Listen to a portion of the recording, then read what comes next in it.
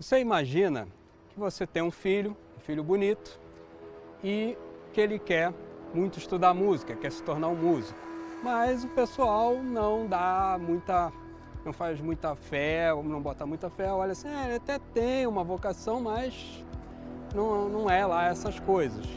E depois de alguns anos, com muito estudo, muito trabalho, muito foco no objetivo, seu filho se torna um músico notável e ainda mais bonito. Com vocês, Audi TT.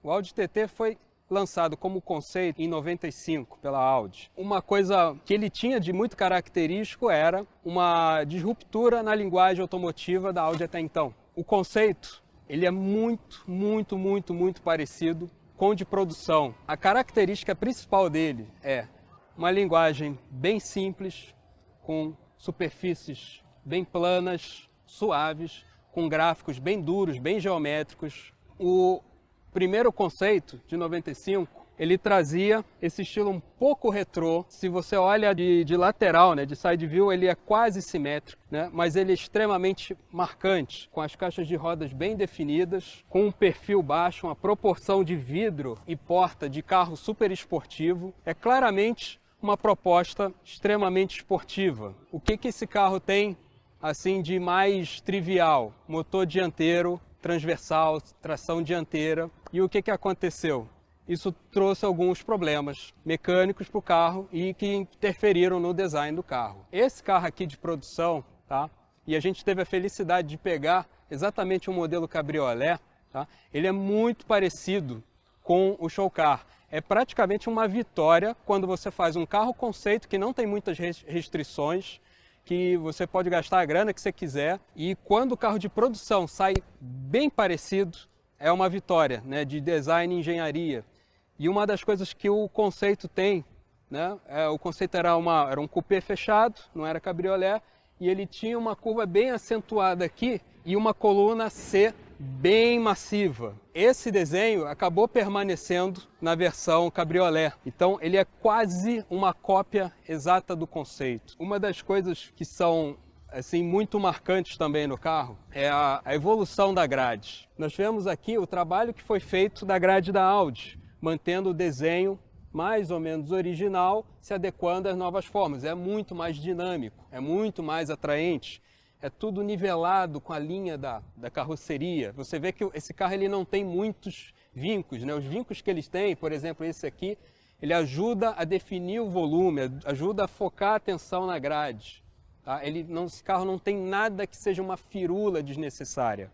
Você vê até que é quase indefinido a divisão entre para-choque e o resto do carro. Você vê que ele não tem aqueles elementos tradicionais de para-choque, que é aquele bump que tem aqui, aquela distância grande, uma série de coisas. Esse carro, ele é uma joia de design. E aí, quando a gente vai para esse modelo aqui, falando da história da evolução da grade, a gente vê que qual o trabalho que foi feito? Foi juntado o antigo aro cromado de cima com o de baixo, numa linguagem única. Você vê que a gente conserva essa primeira parte do desenho original desse TT, e junta com a ideia lá com a referência do Audi 80. Na época em que esse trabalho aqui estava sendo feito, a Volks já tinha feito também uma grade grande na frente, com a diferença de que aquela grade grande, que tinha uma mancha gráfica muito parecida com essa,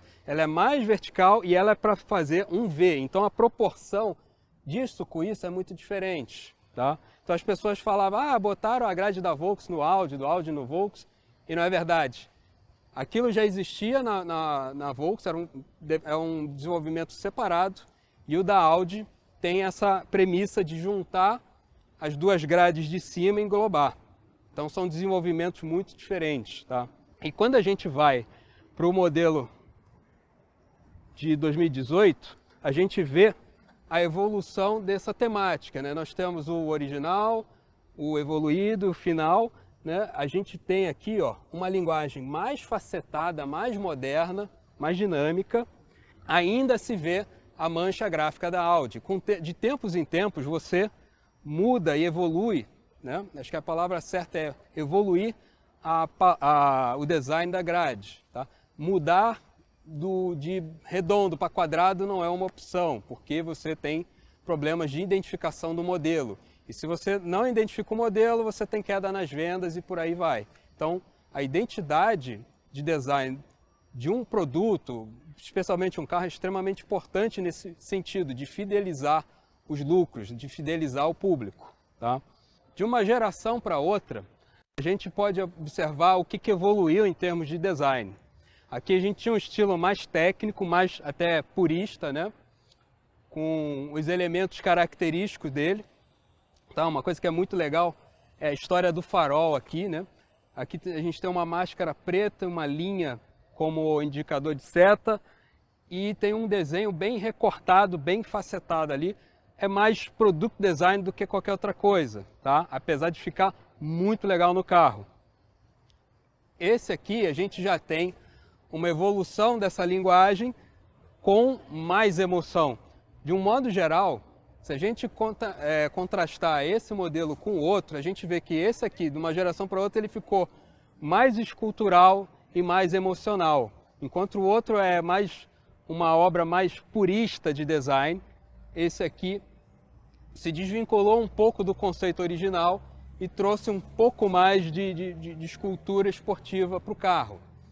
Uma coisa muito interessante que foi feito também é que foi mantido essa linha descendente aqui da traseira. Aqui tem um pouco mais de refinamento do volume, mas ele ainda tem essa identidade aqui acompanhando as caixas de roda. E aqui a gente tem a versão mais pura desse desenho. Então, um dos preços de você ter esse design fantástico aqui é justamente um certo problema de instabilidade que deu no carro. Perto de final de 99 e início dos anos 2000, o Audi TT ele sofreu um recall por causa de instabilidade. O problema era lift, ou seja, um ar que não estava segurando o carro no chão, ele estava levantando e estava deixando a traseira instável. E não é que o carro dá lift, o problema não é esse, o problema é que é a falta de elementos de downforce. Como essa curva é muito acentuada, ela não tem nada que empurre o carro para baixo. Então, uma das soluções que foram implementadas foi, ele deixou de ser tração dianteira para ser tração nas quatro, o famoso all-wheel drive, e ganhou um discreto e fino spoiler aqui, que não afetou em nada assim, a qualidade do desenho do carro, e que era essencial para segurar o carro. O fluxo de ar vem aqui, encontra uma barreira e joga ele com pressão positiva para baixo. Então esse é um dos recursos de aerodinâmica que você tem para estabilizar o carro. E dado a elegância desse elemento, muitas pessoas começaram a achar que isso era uma firula, que era uma coisa de marketing. E na aerodinâmica, a gente tem essa questão, tem coisas que parecem firulas e são essenciais para a segurança ou desempenho do carro. E tem coisas que parecem muito aerodinâmicas, muito fantásticas e não é só questão de marketing. Tá? Como é que você descobre isso? Conversando com o engenheiro. A aerodinâmica, o estudo disso em túnel de vento é algo que beira a bruxaria. Tem coisas que você faz na hora, você leva um modelo, às vezes em clay, você começa, não, vamos tapar buraco. Você olha, vai ficar menos aerodinâmico. Não, melhora pra caramba. Não, tira isso aqui, muda um negócio, aí piora pra caramba. Então, isso é um negócio muito específico e muito sério.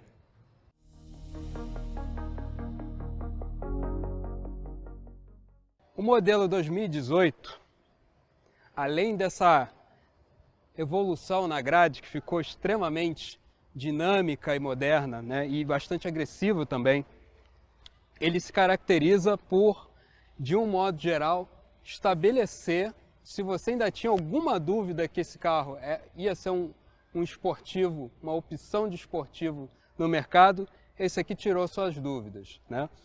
À frente dele, nós saímos aqui de algo conceitual, bonito, puro, para algo extremamente agressivo e tecnológico, né? Isso é evidente. A assinatura visual do farol ela é muito marcante. O que a gente pode perceber é como a tecnologia avançou nesse tempo. Percebam a sutileza de alguns vincos com raio muito pequeno. Isso aqui para você estampar é um negócio muito complicado, porque qualquer coisinha, qualquer deslize de projeto, você pode rasgar a chapa, pode desviar, pode frisar, né? Você tem numa peça que é metal estampado, o mesmo padrão de vinco que você tem em peças injetadas. Com relação à lateral, a gente vê pouco, vamos dizer assim, pouca evolução.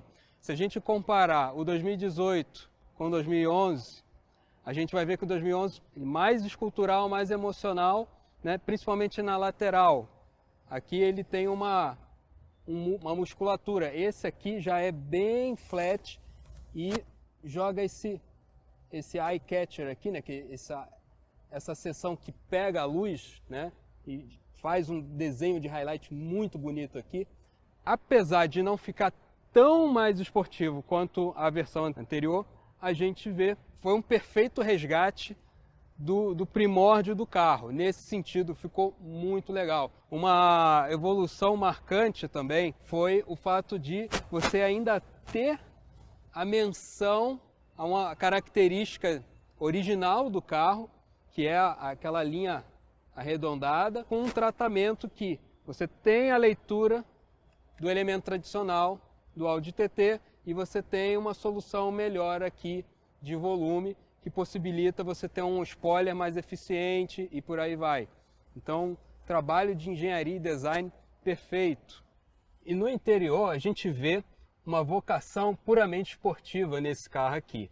Primeiro detalhe interessante, no geral, é que ele manteve a tradição do modelo 98, que explora muitos detalhes em alumínio puro. E foi adicionado esse terceiro, né, esse conjunto de 3 difusores, que é muito característico da Audi também. Alguns carros da Audi têm isso aqui, é muito interessante, é muito característico da marca. Outra coisa interessante, o desenho desse painel aqui, fazendo um console que ele segrega uma posição e outra, quase como um carro de corrida mesmo, né? Você tem o piloto e o navegador. E o detalhe que todo esse painel aqui ele é orientado para o piloto. Então, ele tem um DNA esportivo extremamente, vamos dizer assim, eficiente para o propósito dele, mas sem ser uma coisa agressiva. Você consegue usar um carro desse na cidade normalmente, aliás, ele foi feito para isso, né? Não chega a ser um carro de tanta alta performance, carro para pista, mas ele tem essas características muito bem equilibradas entre um mundo e outro. E a gente vê aqui o refinamento total, né? Muitos detalhes em alumínio acetinado, contagiro, é tudo muito equilibrado, muito bem feito. O carro ele consegue ser esportivo, chamar atenção e ser muito elegante ao mesmo tempo. No interior, a gente percebe a mesma configuração do modelo anterior, mantendo a tradição Audi, 3 difusores, bastante elementos em alumínio acetinado. O interior é igualmente esportivo, igualmente elegante, né? Talvez um pouco menos de botões, a coisa toda, mas a escultura principal do interior é fantástica, é cada vez mais moderna, é cada vez mais bonito, com o diferencial, né, dos manípulos aqui de passar a marcha automático. O cluster em si é um show pirotécnico à parte. A programação visual é excelente, excelente design gráfico e rico em todos os detalhes, pedaleira, volante, simplesmente você não tem dúvida que você está dentro de um carro para correr numa pista. Então é isso aí, pessoal. Espero que vocês tenham curtido esse episódio. Tá? A gente vai trazer cada vez mais carros interessantes. Vamos falar sobre design, vamos falar sobre a história dos carros e o que eles têm a ver com você.